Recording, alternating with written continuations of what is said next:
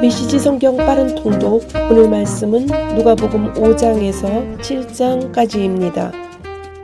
5장. 깊은 물로 나가서 그물을 내려라. 한 번은 예수께서 게네사렛 호숫가에 서 있는데 무리가 하나님의 말씀을 더 잘 들으려고 그분에게 몰려들었다. 예수께서 배에 두 척이 묶여 있는 것을 보셨다. 어부들이 막 배에서 내려 그물을 찢고 있었다. 예수께서 시몬의 배에 올라타셔서 배를 해안에서 조금 떨어지게 띄우라고 부탁하셨다. 예수께서 그 배에 앉으셔서 배를 설교단 삼아 무리를 가르치셨다. 가르치시기를 마치고 나서 예수께서 시몬에게 말씀하셨다. 깊은 물로 나가서 그물을 내려 고기를 잡아라. 시몬이 말했다. 주님, 우리가 밤새도록 열심히 고기를 잡았지만 피라미 한 마리도 잡지 못했습니다. 하지만 주님께서 그렇게 말씀하시니 그물을 내리겠습니다. 말을 마치자마자 그물에 더 이상 담을 수 없을 정도로 많은 고기가 가득 잡혔다. 그들은 다른 배에 있는 동료들에게 와서 도와달라고 손짓했다. 두 배의 고기가 가득 차서 배가 가라앉을 지경이었다. 이것을 본 시몬 베드로가 예수 앞에 무릎을 꿇었다. 주님, 떠나 주십시오. 저는 죄인이어서 이 거룩함을 감당할 수 없습니다. 저를 내버려 두십시오. 잡은 고기를 끌어올리자 시몬과 그 곁에 있던 사람들이 모두 두려움에 사로잡혔다. 시몬의 동료인 세베대의 두 아들 야고보와 요한도 마찬가지였다. 예수께서 시몬에게 말씀하셨다. 두려워할 것 없다. 이제부터 너는 사람을 낳게 될 것이다. 그들은 배를 해안으로 끌어올린 뒤에 그물과 모든 것을 배와 함께 버려두고 그분을 따라갔다. 변화된 삶으로 초청하시다. 어느 마을에 온몸에 나병이 걸린 사람이 있었다. 그가 예수를 보고 그분 앞에 엎드려 간청했다. 원하시면 저를 깨끗하게 하실 수 있습니다. 예수께서 손을 내밀어 그에게 대시며 말씀하셨다. 내가 원한다. 깨끗하게 되어라. 그러자 즉시 그의 살갗이 부드러워지고 나병이 깨끗이 사라졌다. 예수께서 그에게 말씀하셨다. 온 동네에 말하고 다니지 마라. 모세가 명한 대로 예물을 가지고 제사장에게 가서 내 나은 몸을 조용히 보여라. 내 말이 아니라 깨끗해져서 순종하는 내 삶이 내가 한 일을 증거할 것이다.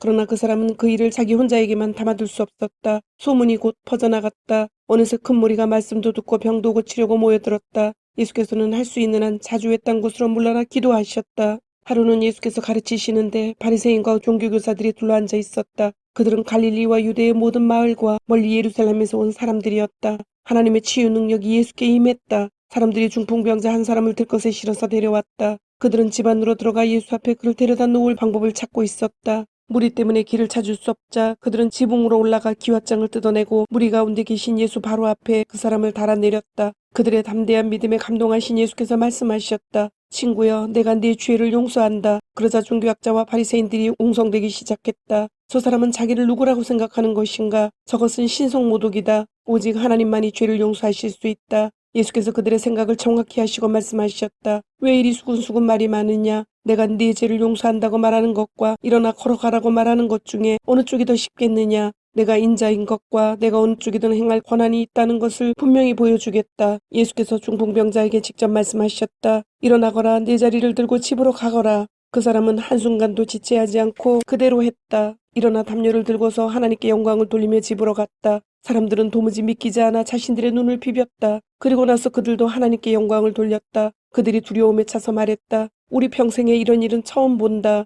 이 일 후에 예수께서 밖으로 나가서 레위라는 사람이 자기 일터에서 세금을 걷고 있는 것을 보셨다. 예수께서 말씀하셨다. 나와 함께 가자. 그는 예수를 따라갔다. 모든 것을 버려두고 그분과 동행한 것이다. 레위는 예수를 위해 자기 집에서 성대한 저녁 식사를 베풀었다. 세금 징수원들과 그 밖에도 평판이 좋지 않은 인물들이 저녁 식사 손님으로 와 있었다. 바리새인과 종교학자들이 속이 잔뜩 뒤틀려서 그분의 제자들에게 다가왔다. 당신의 선생이 사기꾼과 죄인들과 함께 먹고 마시다니 이게 대체 어찌 된 일이요? 예수께서 그 말을 들으시고 분명하게 말씀하셨다. 의사가 필요한 사람이 누구냐? 건강한 사람이냐? 병든 사람이냐? 내가 여기 있는 것은 영향력 있는 사람이 아니라 소외된 사람을 초청하려는 것이다. 변화된 삶, 곧 안과 밖이 모두 변화된 삶으로 그들을 초청하려는 것이다. 그들이 예수께 물었다. 요한의 제자들은 금식하고 기도하는 것으로 잘 알려져 있습니다. 바리새인들도 그렇습니다. 그런데 당신은 잔치에서 보내는 시간이 대부분인 것 같은데 어찌된 일입니까? 예수께서 말씀하셨다. 즐거운 결혼식 중에는 빵과 포도주를 아끼지 않고 실컷 먹는다. 나중에 허리띠를 졸라맬 일이 있을지 모르지만 지금은 아니다.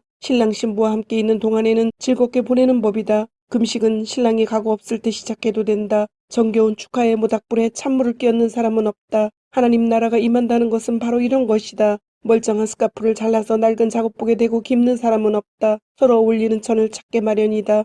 낡고 금이 간 병에는 포도주를 담지 않는 법이다. 새로 담근 포도주는 단단하고 깨끗한 병에 담는다. 그리고 잘 묵은 고급 포도주를 맛본 사람은 덜 묵은 포도주를 찾지 않는다. 6장. 안식일의 주인. 어느 안식일에 예수께서 곡식이 무르익은 밭 사이를 걷고 계셨다. 제자들이 곡식 이삭을 따서 손으로 껍질을 벗겨 먹었다. 몇몇 바리새인들이 말했다. 당신들은 어찌하여 안식일 규정을 어기고 이런 일을 하는 거요? 예수께서 제자들 편에 서셨다. 너희는 다윗과 그 동료들이 배고플 때의 한 일을 읽어보지 못했느냐? 그가 성소에 들어가서 제사장들 외에는 아무 먹지 못하게 되어 있는 제단에서 갓 물려낸 빵을 먹지 않았느냐? 그는 그 빵을 자기 동료들에게도 주었다. 예수께서 말씀하셨다. 인자는 안식일의 종이 아니라 주인이다. 또 다른 안식일에 예수께서 회당에 들어가 가르치셨다. 거기에 한쪽 손에 오그라든 사람이 있었다. 종교학자와 바리새인들은 혹시나 안식일 위반으로 예수를 잡을까 하여 그 사람을 고쳐주나 보려고 그분을 주시했다. 예수께서 그들의 속셈을 아시고 손이 오그라든 사람에게 말씀하셨다. 일어나서 여기 우리 앞에 서거라. 그가 일어나 섰다. 예수께서 그들에게 말씀하셨다. 너희에게 묻겠다. 어떤 행동이 안식일에 가장 합당하냐? 선을 행하는 것이냐? 악을 행하는 것이냐? 사람을 돕는 것이냐? 무력한 상태로 버려두는 것이냐? 예수께서 그들을 둘러보시며 각 사람의 눈을 쳐다보셨다. 그러고는 그 사람에게 말씀하셨다. 내 손을 내밀어라. 그가 손을 내밀자 그 손이 새 손과 같이 되었다. 그들은 화가 잔뜩 나서 어떻게 하면 예수께 보복할 수 있을지를 모의하기 시작했다. 12 사도를 임명하시다. 그 즈음에 예수께서 기도하러 산에 올라가셔서 밤새도록 하나님 앞에 기도하셨다. 이튿날 예수께서 제자들을 부르시고 그들 가운데서 다음 12명을 정하셔서 사도로 임명하셨다. 예수께서 베드로라는 이름을 지어주신 시몬, 그의 동생 안드레, 야고보, 요한, 빌립, 바돌로메, 마테, 도마, 알페오의 아들 야고보, 열심당원이라 하는 시몬, 야고보의 아들 유다, 그분을 배반한 가룟 유다. 너희는 복이 있다. 예수께서 그들과 함께 산에서 내려와 평지에 서시자 제자들이 그분 주위에 들러섰고 곧이어 유대와 예루살렘과 심지어 해안 지방인 두로와 시돈에서 온 큰 무리도 모여들었다. 그들은 그분께 말씀도 듣고 병도 고치려고 온 것이었다. 악한 귀신에 시달리던 사람들이 고침을 받았다. 모든 사람이 예수께 손을 대려고 했다. 예수에게서 아주 강한 능력이 나와서 수많은 사람들이 나았기 때문이다. 예수께서 이렇게 말씀하셨다. 모든 것을 다 잃은 너희는 복이 있다. 그때에야 너희는 하나님 나라를 찾게 될 것이다. 굶주림에 지친 너희는 복이 있다. 그때에야 너희는 메시아의 음식을 먹을 준비가 된 것이다. 하염없이 눈물 흘리는 너희는 복이 있다. 아침이 되면 기쁨을 맞게 될 것이다. 누군가 너희를 깎아내리거나 내쫓을 때마다, 누군가 내 평판을 떨어뜨리려고 너희 이름을 더럽히거나 비방할 때마다 너희는 복을 받은 줄 알아라. 그들이 그렇게 하는 이유는 진리가 너무 가까이 있어서 그들이 불편을 느끼기 때문이다. 그런 일이 일어날 때 너희는 기뻐해도 좋다. 아예 어린 양처럼 뛰어놀아도 좋다. 그들은 싫어하겠지만 나는 좋아하니 말이다. 온 천국이 박수를 보낼 것이다. 또한 너희만 그런 일을 당한 것이 아님을 알아라. 내 설교자와 증인들은 언제나 그런 대우를 받았다. 너희 삶을 거저주어라. 그러나 너희가 다 갖춘 줄로 생각하면 화가 있다. 너희 가진 것에서 더 얻을 것이 없을 것이다. 자기 자신으로 만족하면 화가 있다. 너희 자아는 오랜 만족을 주지 못할 것이다. 삶이 온통 재미와 놀이인 줄 알면 화가 있다. 고난이 기다리고 있고 그 고난이 너희에게도 닥칠 것이다. 다른 사람을 지켜세우는 말과 비위를 맞추는 행동으로 사람에게 인정을 받으려고 하면 화가 있다. 사람의 인정을 받는다고 해서 진리의 편에 있는 것은 아니다. 얼마나 많은 악당 설교자들이 너희 조상의 인정을 받았는지 생각해 보아라. 너희가 할 일은 진실하게 사는 것이지 인기를 얻는 것이 아니다. 진실을 맞아들일 준비가 된 너희에게 내가 말한다. 너희 원수를 사랑하여라. 원수가 어떻게 하든지 너희는 최선의 모습을 보여라. 누가 너희를 힘들게 하거든 그 사람을 위해 기도하여라. 누가 내 뺨을 치거든 그 자리에 서서 맞아라. 누가 내 셔츠를 움켜쥐거든 내 가장 좋은 외투까지 잘 포장해 선물로 주어라. 누가 너를 억울하게 이용하거든 종의 삶을 연습하는 기회로 삼아라. 똑같이 갚아주는 것은 이제 그만하여라. 너그럽게 살아라.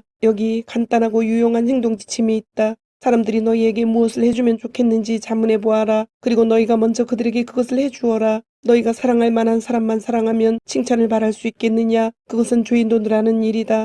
너희가 너희를 돕는 사람만 돕는다면 상급을 바랄 수 있겠느냐? 그것은 죄인도 흔히 하는 일이다. 너희가 받을 것을 바라고 베푼다면 그것을 베품이라 할 수 있겠느냐? 아주 인색한 전당포 주인도 그 정도는 한다. 내가 너희에게 말한다. 너희 원수를 사랑하여라. 보상을 바라지 말고 돕고 베풀어라. 내가 장담한다. 절대로 후회하는 일은 없을 것이다. 우리가 최악의 상태에 있을 때에도 하나님께서 우리를 향해 너그럽고 인자하신 것처럼 너희도 하나님이 주신 너희 신분에 합당하게 살아라. 우리 아버지께서 친절하시니 너희도 친절을 하여라. 사람들의 흠을 들추어내거나 실패를 꼬집거나 잘못을 비난하지 마라. 너희도 똑같은 대우를 받고 싶지 않거든 말이다. 의기소침해 있는 사람을 정죄하지 마라. 그 가혹한 태도는 부메랑이 되어 너희에게 되돌아올 것이다. 사람들을 너그럽게 대하여라. 그러면 삶이 한결 여유로워질 것이다. 너희 삶을 거저주어라. 그러면 삶을 돌려받게 될 것이다. 돌려받는 정도가 아니라 축복까지 덤으로 받게 될 것이다. 받는 것보다 주는 것이 더 낫다. 베품은 베품을 낳는다. 예수께서 속담을 들어 말씀하셨다. 눈먼 사람이 눈먼 사람을 인도할 수 있느냐? 둘 다 구덩이에 빠지지 않겠느냐? 제자가 스승을 가르칠 수 없는 법이다. 핵심은 너희가 누구를 선생으로 모시고 따를지 신중히 선택하라는 말이다. 내 이웃의 얼굴에 묻은 얼룩은 보면서 자칫 내 얼굴에 추한 비웃음은 그냥 지나치기 쉽다. 내 얼굴이 멸시로 일그러져 있는데 어떻게 뻔뻔스럽게 내가 내 얼굴을 씻어주겠다고 말하겠느냐. 이는 내가 너보다 잘한다는 사고방식이며 자기 몫을 살기보다는 남보다 거룩한 척 연기를 하는 것이다. 내 얼굴에 추한 비웃음부터 닦아내라. 그러면 내 이웃에게 수건을 건네줄 만한 사람이 될지도 모른다. 말씀을 삶으로 실천하여라. 건강한 나무에서 벌레 먹은 사과를 딸 수 없고 병든 나무에서 좋은 사과를 딸 수 없다. 사과의 건강을 보면 나무의 건강을 알 수 있다. 먼저 너희는 생명을 주는 삶에서부터 시작해야 한다. 중요한 것은 너희 말과 행동이 아니라 너희 됨됨이다. 참된 말과 행동은 너희의 참된 존재에서 흘러넘치는 것이다. 너희는 내게 예의를 갖춰 예 선생님 옳습니다 선생님 하면서도 어째서 내가 명하는 것은 하나도 행하지 않느냐. 내가 너희에게 하는 이 말은 너희 삶에 덧붙이는 장식이나 너희 생활 수준을 높여주는 리모델링 같은 것이 아니다. 내 말은 주춧돌과도 같아서 너희는 내 말 위에 인생을 지어야 한다. 너희가 내 말을 너희 삶으로 실천하면 너희는 땅을 깊이 파서 반석 위에 집의 기초를 놓은 현명한 목수와 같다. 강둑이 터져 강물이 들이쳐도 그 집은 꿈쩍도 하지 않는다. 오래 가도록 지어진 집이기 때문이다. 그러나 너희가 내 말을 성경 공부 때만 사용하고 삶으로 실천하지 않으면 너희는 주춧돌을 생략하고 집을 지은 미련한 목수와 같다. 강물이 불어 집에 들이치자 그 집은 맥없이 무너지고 말았다. 완전히 유실되고 말았다. 7장 자기 백성의 필요를 돌보아 주신다. 예수께서 사람들에게 말씀을 마치시고 가버나움으로 가셨다. 그곳에 있는 어떤 로마군 지휘관의 종이 죽어가고 있었다. 지휘관은 그 종을 무척 귀히 여겼으므로 그를 잃고 싶지 않았다. 예수께서 돌아오셨다는 말을 들은 지휘관은 유대인 공동체 지도자들을 예수께 보내어 오셔서 자기 종을 고쳐달라고 청했다. 그들은 예수께 가서 그렇게 해주실 것을 간절히 구했다. 이 사람은 선생님께서 요청을 들어주셔도 좋은 사람입니다. 그는 우리 민족을 사랑하여 우리에게 회당까지 지어주었습니다. 예수께서 그들과 함께 가셨다. 그 집에 도착하려면 아직 한참을 더 가야 하는데 지휘관이 보낸 친구들이 와서 예수께 말을 전했다. 주님, 이렇게 수고하실 것 없습니다. 주님이 아시듯이 저는 그리 선한 사람이 못 됩니다. 주님이 저희 집에 오시면 제가 당황스럽고 제가 주님 앞에 직접 나서기도 그렇습니다. 그저 명령만 내리시면 저의 종이 낫겠습니다. 저도 명령을 받기도 하고 내리기도 하는 사람입니다. 제가 한 병사에게 가라고 하면 가고 다른 병사에게 오라고 하면 옵니다. 그리고 저의 종에게 이것을 하라고 하면 합니다. 예수께서 크게 놀라시며 동행한 무리에게 말씀하셨다. 하나님을 알고 그분이 일하시는 방식을 훤히 알아야 마땅한 이스라엘 백성 중에서도 이렇게 단순한 믿음은 아직 보지 못했다. 말을 전하러 온 사람들이 집에 돌아가 보니 종이 다 나아 있었다. 얼마 후에 예수께서 나인이라는 마을로 가셨다. 제자들과 꽤 많은 무리가 그분과 함께 있었다. 그들이 마을 어귀에 다다랐을 때 장례 행렬과 마주쳤다. 한 여자의 외아들을 묻으러 가는 행렬이었다.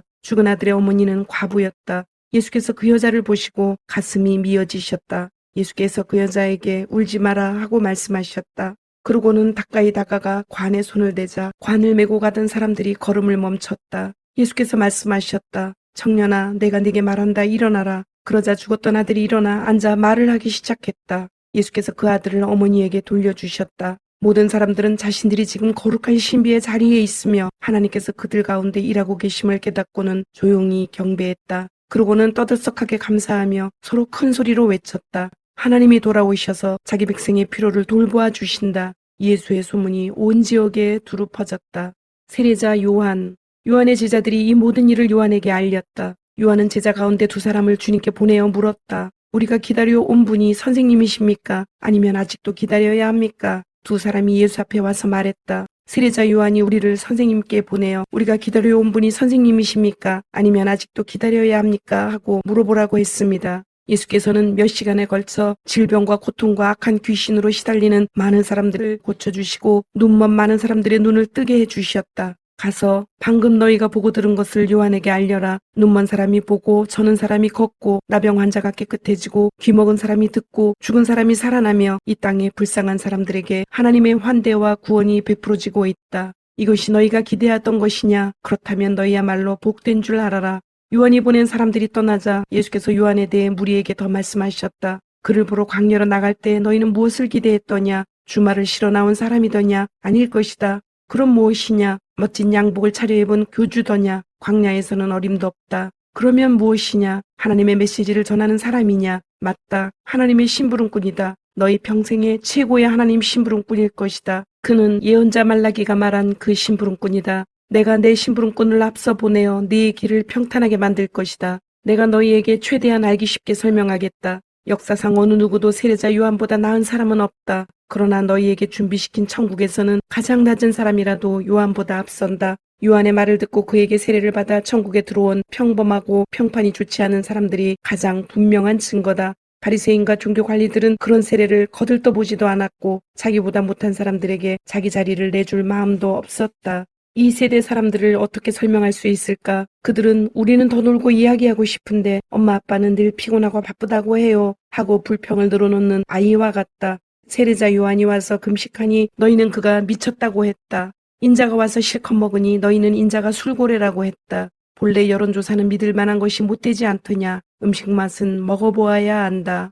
그분 발에 향유를 바른 여인. 바리새인 가운데 한 사람이 예수를 식사에 초대했다. 예수께서 그 바리새인의 집에 가셔서 저녁 식탁에 앉으셨다. 마침 그 동네에 창녀인 한 여자가 있었는데 예수께서 바리새인의 집에 손님으로 와 계신다는 소리를 듣고는 아주 값비싼 향유 한 병을 가지고 왔다. 그 여자는 그분의 발치에 서서 울며 그분 발에 눈물을 쏟았다. 그리고 자기 머리카락을 풀어 그분의 발을 닦고 그 발에 입을 맞추고 향유를 발랐다. 예수를 초대한 바리새인이 그것을 보고는 이 사람이 만일 내가 생각한 대로 예언자라면 자기의 비유를 마치는 이 여자가 어떤 부류인지 알았을 텐데 하고 혼잣말을 했다. 예수께서 그에게 말씀하셨다. 시몬아, 내가 너에게 할 말이 있다. 말씀하십시오. 두 사람이 은행가에게 빚을 졌다. 한 사람은 은화 500을 빚졌고 다른 사람은 50을 빚졌다. 그런데 두 사람 다 갚을 수 없는 처지인 것을 알고는 은행가가 두 사람의 빚을 없는 것으로 해주었다. 그렇다면 두 사람 중에 누가 더 감사하겠느냐? 시몬이 대답했다. 그야 더 많이 탕감받은 사람이겠지요. 맞다. 예수께서 말씀하셨다. 그리고 여자 쪽을 바라보시며 계속해서 시몬에게 말씀하셨다. 이 여자가 보이느냐? 내가 네 집에 왔을 때 너는 내게 발 씻을 물도 내주지 않았으나 이 여자는 내 발에 눈물을 쏟고 자기 머리카락으로 닦았다. 너는 내게 인사도 하지 않았으나 이 여자는 내가 도착한 때부터 내 발에 입맞추기를 그치지 않았다. 너는 기분을 상쾌하게 할 만한 것 하나 내놓지 않았으나 이 여자는 향유로 내 발의 피로를 덜어주었다. 감동적이지 않느냐? 이 여자는 아주 많은 죄를 용서받았다. 그래서 많이 감사한 것이다. 용서가 적으면 감사도 적은 법이다. 그러고 나서 예수께서 여자에게 말씀하셨다. 내가 내 죄를 용서한다. 그러자 식탁에 있던 손님들이 그분이 듣지 않는 데서 말했다. 자기가 누구라고 죄를 용서한단 말인가? 예수께서 그들을 무시하고 여자에게 말씀하셨다. 내 믿음이 너를 구원했다. 평안히 가거라. 주님, 오늘도 말씀을 주심을 감사드립니다. 주신 말씀대로 오늘 하루도 주님의 모습을 닮아가며 말씀대로 순종하며 살도록 은혜와 용기를 주옵소서. 예수님의 이름으로 기도드립니다. 아멘.